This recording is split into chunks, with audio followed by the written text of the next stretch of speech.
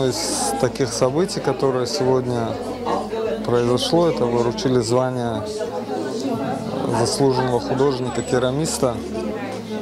Ну, мне очень приятно, что оценили по достоинству наш труд, нашу работу. Каждый из мастеров рассказал о своей технике, о своей работе.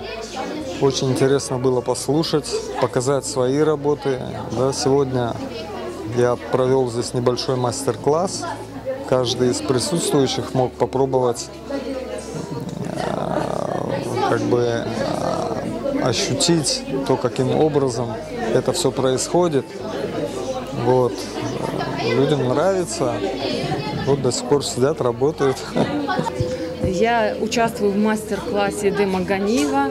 Это гончар, известный керамист в нашем городе.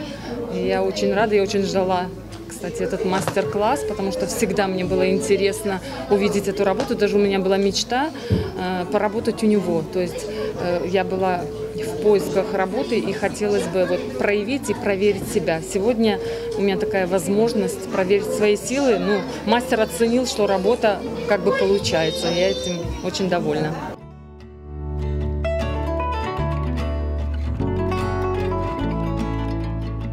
Приехала к Юлечке на мастер-класс. Мы лепили в Устюге. Наш первый опыт лепки с Юлей был в Устюге. Вот теперь, благодаря Юле, я увезу такого кота ласкового. Во-первых, мне очень нравится методика, по которой работает Юля. Она очень доходчиво объясняет. Чувствуется, что она работает с детьми. И то, что она имеет подход, психологический подход к каждому ребенку. Четко каждому объяснила. Грамотный подход в объяснении, какие глины. То есть весь мастер-класс простроен очень грамотно и доходчиво. Это дорогого стоит.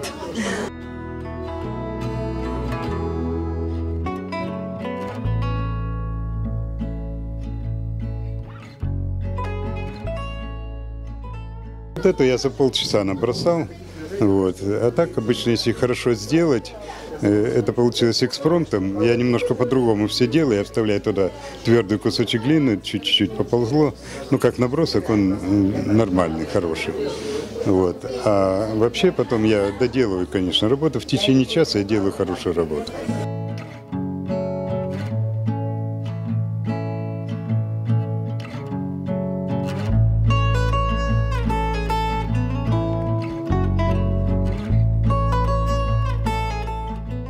Но мы приехали сюда рисовать достопримечательности Старого Крыма. И тут было около 5 локаций на выбор. Мы выбрали мечеть Ханджами. Она самая древняя, у нее богатая история.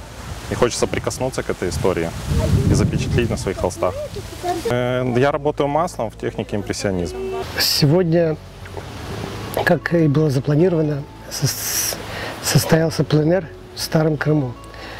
Здесь очень много участников со всего Крыма, больше 50 человек.